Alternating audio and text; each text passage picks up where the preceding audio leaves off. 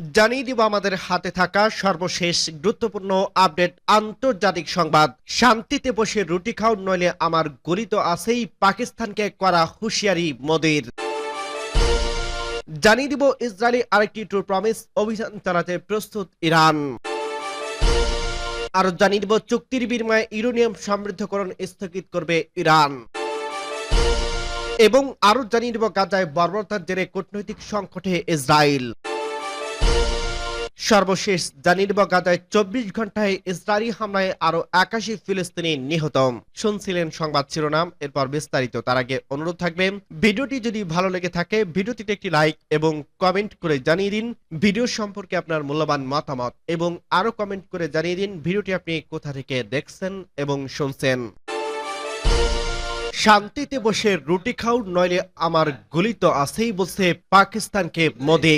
ভারতের প্রধানমন্ত্রী নরেন্দ্র মোদী গুজরাট সফরে গিয়ে পাকিস্তানকে কঠোর ভাষায় হুঁশিয়ারি দিয়েছেন। সোমবার 26 মে ভারতের গুজরাটের ভুজে এক রেডোসে এবং একাধিক উন্নয়ন প্রকল্পের উদ্বোধন অনুষ্ঠানে তিনি বলেন, পাকিস্তানের জনগণের এখন সিদ্ধান্ত নিতে হবে তারা শান্তির পথে চলবে নাকি সন্ত্রাসবাদের পথ থেকে ধ্বংস ডেকে আনবে। মোদী বলেন, পাকিস্তান যদি শান্তিতে রুটি খেতে চায় তাহলে তাদেরকে সন্ত্রাস পরিত্যাগ করতে হবে, অন্যথায় ভারতের পক্ষ থেকে কঠোর জবাবের জন্য প্রস্তুত থাকতে হবে। তিনি দাবি করেন, ভারতের প্রতিশোধ এতটাই তীব্র ছিল যে পাকিস্তানি বিমান ঘাঁটিগুলো আজ আইসিইউতে।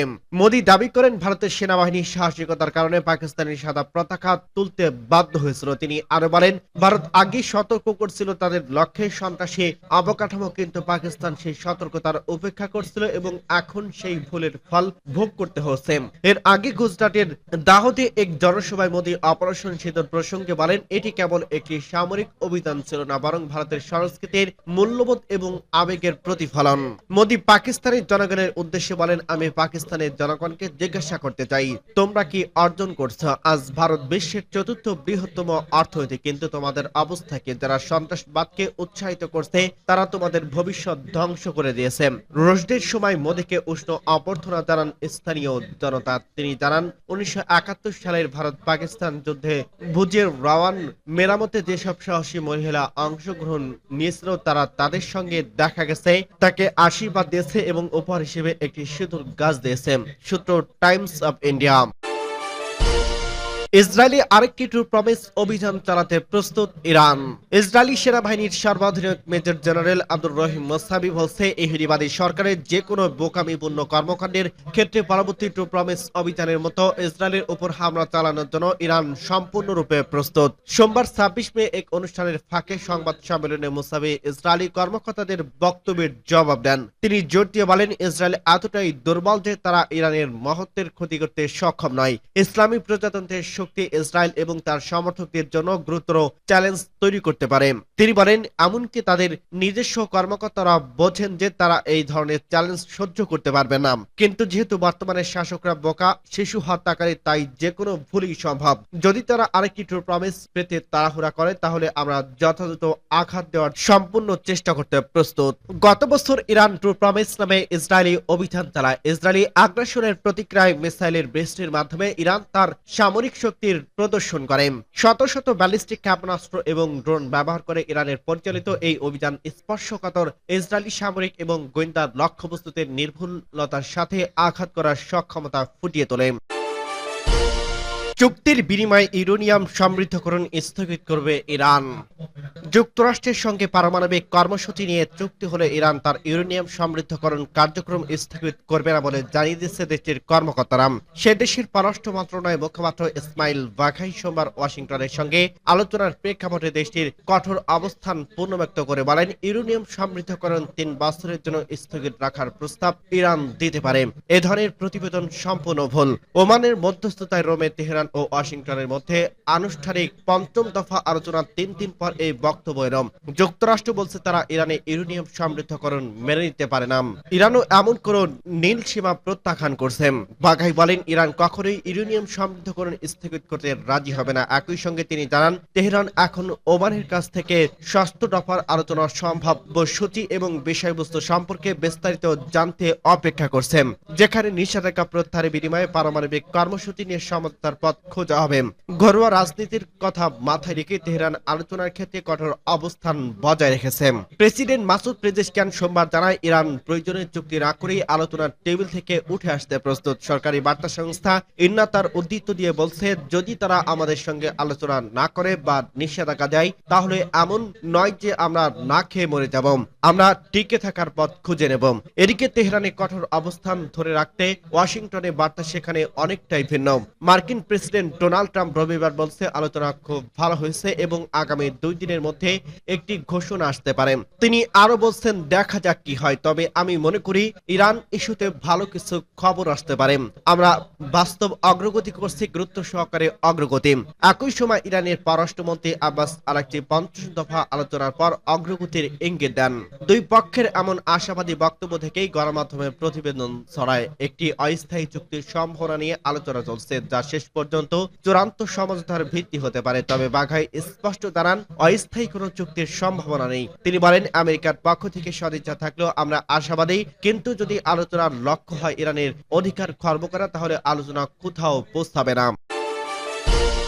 গাজায় বর্বরতার জেরে কূটনৈতিক সংকটে নেতানিয়াহু।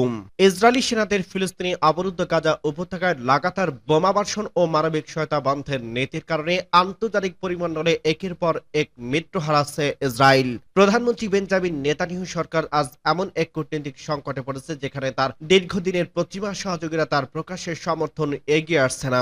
2023 সালের 7 অক্টোবরে হামাসের আকস্মিক হামলার পর নেতানিয়াহুর প্রতি আন্তর্জাতিক সমর্থন ছিল নজিরবিহীন। বিশ্বজুড়ে নেতারা ইসরায়েলের আত্মরক্ষার অধিকার সবর সমর্থন জানায়। কিন্তু যুদ্ধ দীর্ঘায়িত হওয়ার সঙ্গে সঙ্গে গাজায় মানবিক বিপর্যয় আরো প্রকট হয়। প্রাণহানি, খাদ্য সংকট, ওষুধের ঘাটতি এবং জরুরি সহায়তা বন্ধের ঘটনায় বিশ্বজুড়ে ক্ষোভ ছড়িয়ে পড়ে। চলতি বছরের 4 মাসে যুদ্ধবিরতি চুক্তি বাতিল করে ইসরায়েল গাজায় নতুন করে হামলা শুরু করে এবং একই সঙ্গে খাদ্য, পানি ও ঔষধের প্রবেশের বন্ধ করে দেয়। এই পদক্ষেপের পর থেকে যুক্তরাষ্ট্র ছাড়া অন্যান্য পশ্চিমা মিত্রদের সমর্থন একে একে হারিয়েছে নেতানিয়াহু। এই মাসের শুরুতে জিম্মিদের মুক্ত করতে এবং যুদ্ধ বন্ধে একটি শান্তি চুক্তির সুযোগ এলে ইসরায়েল তা প্রত্যাখ্যান করে গাজায় কেন্দ্রীয় শহর রাফায় ব্যাপক সামরিক অভিযান শুরু করেন। এর ফলে আন্তর্জাতিক চাপ আরো তীব্র হয়। 19 মে ফ্রান্স, কানাডা, যুক্তরাজ্যের নেতারা এক যৌথ বিবৃতিতে স্পষ্টভাবে ইসরায়েলের বর্তমান কর্মকাণ্ডকে অগ্রহণযোগ্য বলে উল্লেখ করেন। ফরাসি প্রেসিডেন্ট এমানুয়েল ম্যাক্রো, কানাডার প্রধানমন্ত্রী মার্ক কার্নি এবং ব্রিটিশ প্রধানমন্ত্রী কেয়ার স্টারমার বলেন, নেতানিয়াহু সরকার যদি এই জঘন্য আক্রমণ অব্যাহত রাখে এবং মানবিক সহায়তা বাধা সৃষ্টি করে, তবে আমাদের প্রতিক্রিয়া আরো কঠোর হবে। একই বিবৃতিতে নেতানিয়াহু ক্ষুব্ধ প্রতিক্রিয়া বক্তব্য দাবি করেন। তিনি 3 নেতা হামাসের পক্ষেই কাজ করছেন। এক ভিডিও বার্তায় তিনি বলেন, যারা গণহত্যাকারীদের প্রতি নমনীয়তা দেখায় তারা ইতিহাস, মানবতা ও ন্যায় বিচারের ভুল দিকে দাঁড়িয়ে আছে।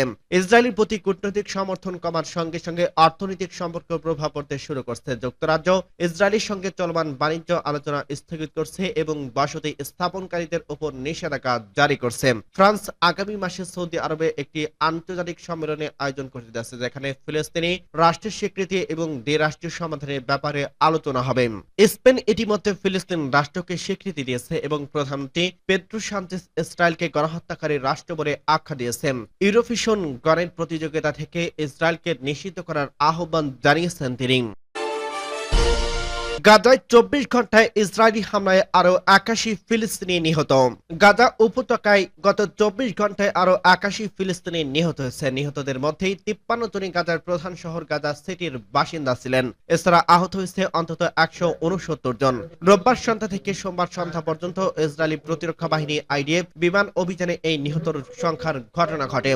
গাজার স্বাস্থ্য মন্ত্রণালয় থেকে দেওয়া এক বিবৃতিতে ওই তথ্য নিশ্চিত করা হয়েছে। খবর আল জাজিরার। বিবৃতিতে বলা হয়েছে, তবে নিহত ও আহতদের প্রকৃত সংখ্যা আরো বেশি, কারণ অনেকেই ধ্বংসস্তূপের তলায় চাপা পড়ে আছেন, তাদেরকে উদ্ধার করা সম্ভব হয়নি। 2023 সালের অক্টোবর থেকে গাজায় অভিযান শুরু করে আইডিএফ। শুক্রবারের অভিযানের পর 1.5 বছরে উপত্যকায় মোট নিহত এবং আহতদের সংখ্যা পৌঁছেছে যথাক্রমে 53,977 জন এবং 1,22,966 জনে। এই নিহত এবং আহতদের 56% নারী ও শিশু। 2023 সালের 7 অক্টোবরে ইসরায়েলের ভূখণ্ড ভূখণ্ডে ঢুকে আতর্কিত হামলা চালায় গাজা উপত্যকায় নিয়ন্ত্রণকারী সদস্য রাজনৈতিক গোষ্ঠী হামাস যোদ্ধারা। এলোপাতাড়ি গুলি চালিয়ে 1200 জনকে হত্যার পাশাপাশি 251 জনকে জিম্মি হিসেবে ধরে নিয়ে যায় তারা। হামাসের হামলার জবাব দিতে এবং জিম্মিদের মুক্তি করতে ওই দিন থেকে গাজায় অভিযান শুরু করে ইসরায়েলি বাহিনী। 15 মাসের বেশি সময় টানা অভিযান চালানোর পর যুক্তরাষ্ট্র ও মধ্যস্থকারী অন্যান্য দেশের চাপে বাধ্য হয়ে গত 19 জানুয়ারি গাজায় যুদ্ধবিরতি ঘোষণা করে ইসরায়েল। কিন্তু বিরতির 2 মাস শেষ হওয়ার আগেই গত 18 মার্চ থেকে ফের গাজায় অভিযান শুরু করে আইডিএফ। দ্বিতীয় দফায় এই অভিযানে গত 2.5 মাসে গাজায় নিহত হয়েছে 3822 জন ফিলিস্তিনি এবং আহত হয়েছে আরো 11,000। যে 251 জন জিম্মিকে হামাসের যোদ্ধারা ধরে নিয়ে গেছিল তাদের মধ্যে এখনো অন্তত 35 জন জীবিত